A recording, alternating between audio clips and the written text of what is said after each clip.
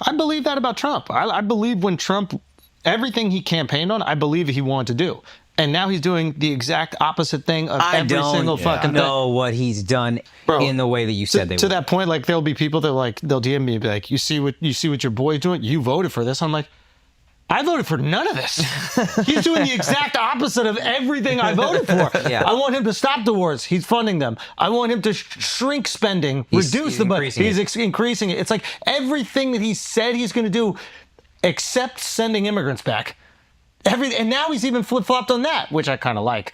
Hey, what's up, guys? So breaking news kind of here. This just in, podcast bro Andrew Schulz turns on Trump. Quote, I voted for none of this, end quote. This all coming from the Daily Beast, stating that the flagrant podcaster blasts Donald Trump in the latest episode. Schulz talking about voting for Trump and possibly regretting it. We're going to get into it. Okay, so here's some key takeaways from the Daily Beast article, so you don't have to read that son bitch. Let's talk about firstly the complete reversal of stance. Waluigi, as we know as Andrew Schulz, once supportive and even projecting that Donald Trump to win in a landslide after Trump's appearance on the Flagrant podcast, is now saying Trump's doing the exact opposite of everything that Schulz voted for. And what are his core frustrations? He believes that Trump has continued foreign wars, ramped up government spending and the national debt, and kept many campaign promises unfulfilled. Schulz discusses the Epstein controversy as a breaking point. Andrew zeroes in on the failure to release the Jeffrey Epstein client list, calling it a global pedophile blackmail ring, and accusing the administration of a cover-up. He responded publicly via Instagram to a White House defense by directly challenging them, stating, quote, why did you not include that in your response, end quote. Let's talk about regret and disillusionment. Andrew admits cynicism about political promises, but expresses genuine anger, asking the question, can they do anything? Schulz reflects a growing trend among disaffected young male voters who supported Donald Trump, expecting outsider change, now deeply disappointed. And finally, the White House response. Spokesman Harrison Fields defended Trump, claiming he's addressing issues like the border, inflation, and international peace, contradicting Andrew Schulz's assertions. Everything that he said he's going to do,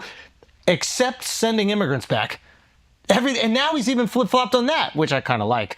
But he's like, oh, well, we kind of need the people working in restaurants, and we need our farmers. It's like everything that he said that he was going to do that he campaigned Well, he said really to hard us, on. which was important, and I thought it was good. He pressed him on it. Well, you got to start with the criminals in terms of deporting. I don't even know if the criminals are getting sent back. I already expect politicians to not do most of the shit they say. Mm-hmm. And now, and I don't want to be like too cynical, but like now I'm getting to the point where it's like, can they do anything? I think the reason why, and I don't know if this is necessarily intelligent, but I think the reason why Mamdani is exciting to people is the same reason why Trump was exciting to people. When you are so fed up with the status quo, 1000%. when you feel like the status quo will do nothing and change nothing, you have way more of a longer leash for the outsiders' ideas than you do the status quo's ideas. Yeah. Mamdani comes in with these wild ideas that he cannot do. Like most of them, he literally just physically cannot do them. But people are so, and I'm putting this under quotes, desperate for something else. They're like, maybe he'll pull it off. Mm-hmm. And I think that was the idea with Trump. It was like, maybe he will stop these wars. No. Maybe we will see what's up with this Epstein shit. No. But like, I think he did try. Like, I think with the wars, he literally did try. I think earnestly he's talking to Putin, thinking he can make it happen. But I also think his hubris got the best of him. Like, I think he's going, yeah, I'm just going to go over there and tell him that we're going to do no more wars.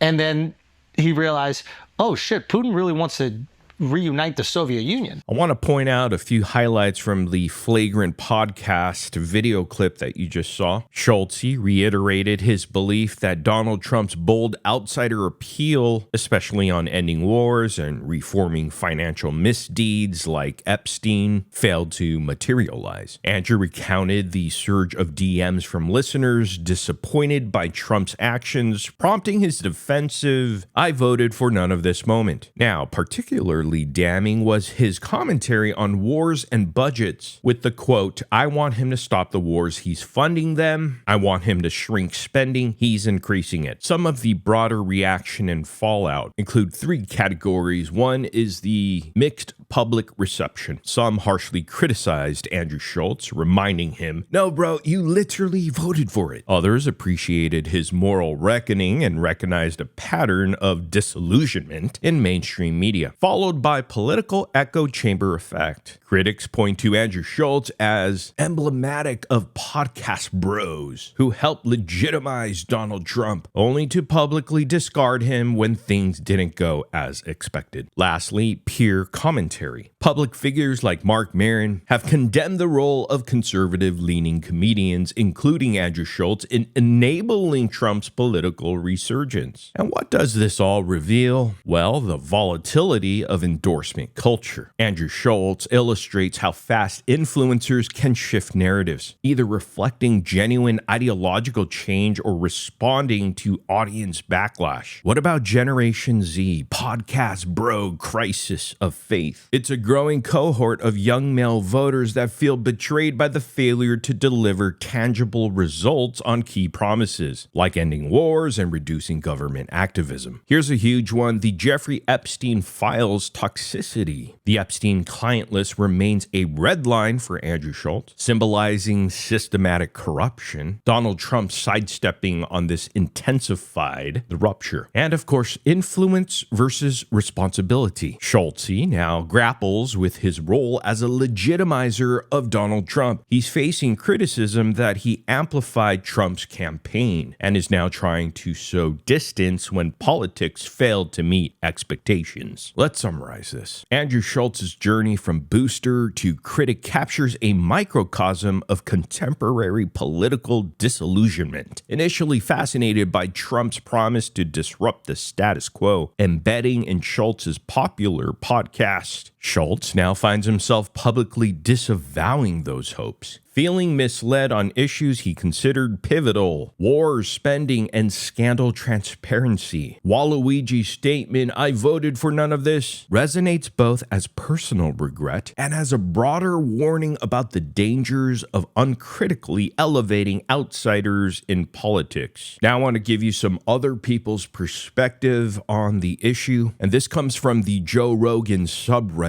And just for shits and giggles, I'm going to go ahead and read you guys, or narrate some of the comments that are coming from there. Some of the top comments, to be honest with you. It's not my opinion or stance. I'm just the guy feeding you the information. So let's go. Here are some of the best comments or top comments from the Joe Rogan subreddit in regards to Andrew Schultz's turn on Donald Trump. "I voted for Trump to troll the libs, but at what cost? I just wanted to add my collection of liberal tears, but now conservatives are crying too, and it's just ruined the purity of the tears. They had mass deportations now signs at rallies. I can't get over that. Something in their mind must have been broken. Mass deportations now at every rally. I'm really struggling to understand the disconnect in their mind. It's all about vibes, man." They didn't think through exactly what mass deportations would actually look like on the streets of our cities. They just liked the vibes of Trump over the vibes of the Democratic Party. They refuse to actually think through the consequences. How are the vibes now as we drop bombs on Iran and send mass military police with riot gear out onto our streets? I'm sure this is better than Democratic do-nothing double talk, right? It's the classic Trump superposition issue. He's not saying that because he means it. He's saying it because he needs to get elected. He's never even heard of Project 2025. It's just a coincidence that he's surrounded by people who authored it or believe in it. If you voted for Trump and are now saying, "I didn't vote for this," you really need to sit down and rethink who you are. Anyone with half a brain could see this coming and that this is in fact what you were voting for. Anyone who couldn't, well, I hate to say it, but it's a scammer's paradise because of them. Pretty much all the stuff Trump has done is just following the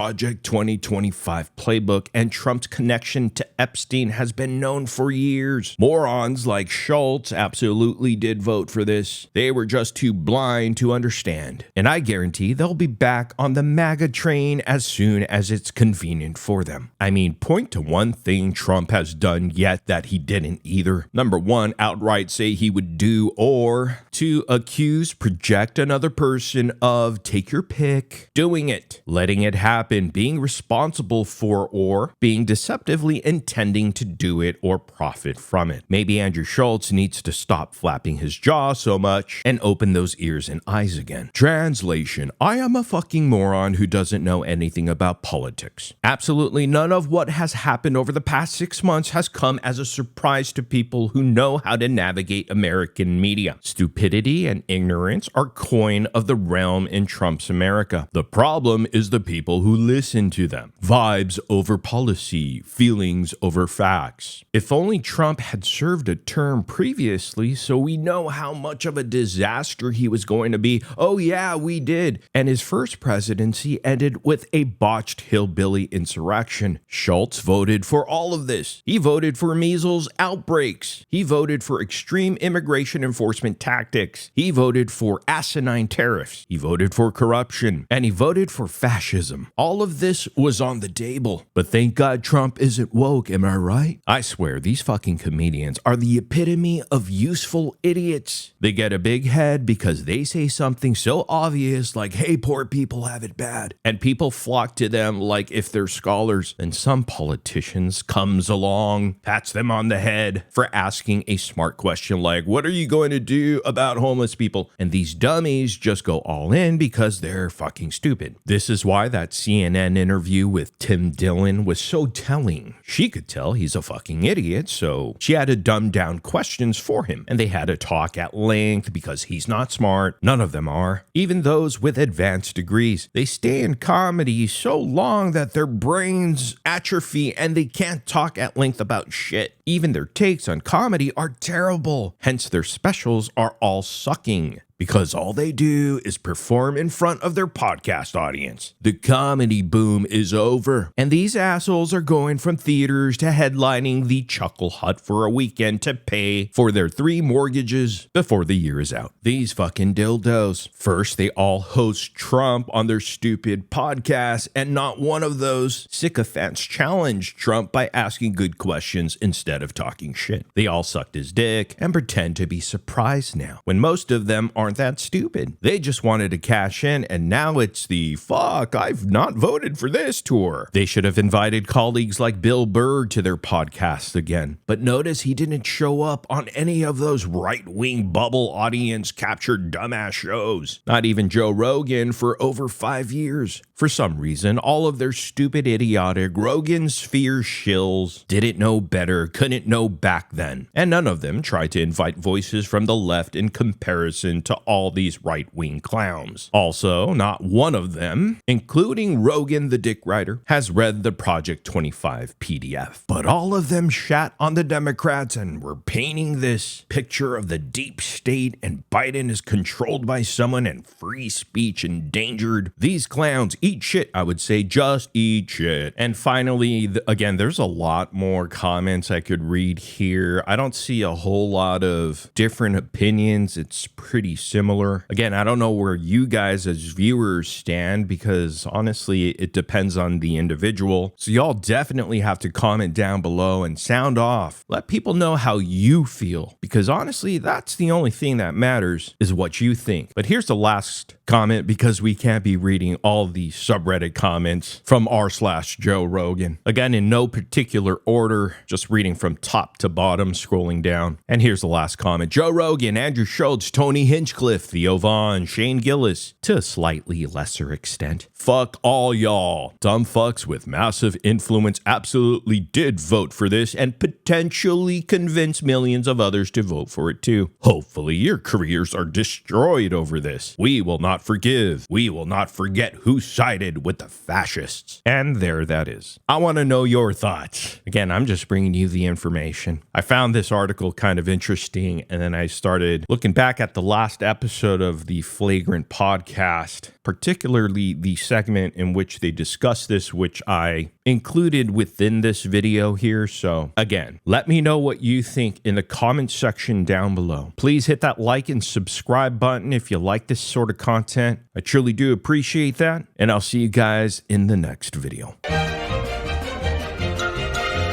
Like, but the Balenciaga one, Jesus Christ.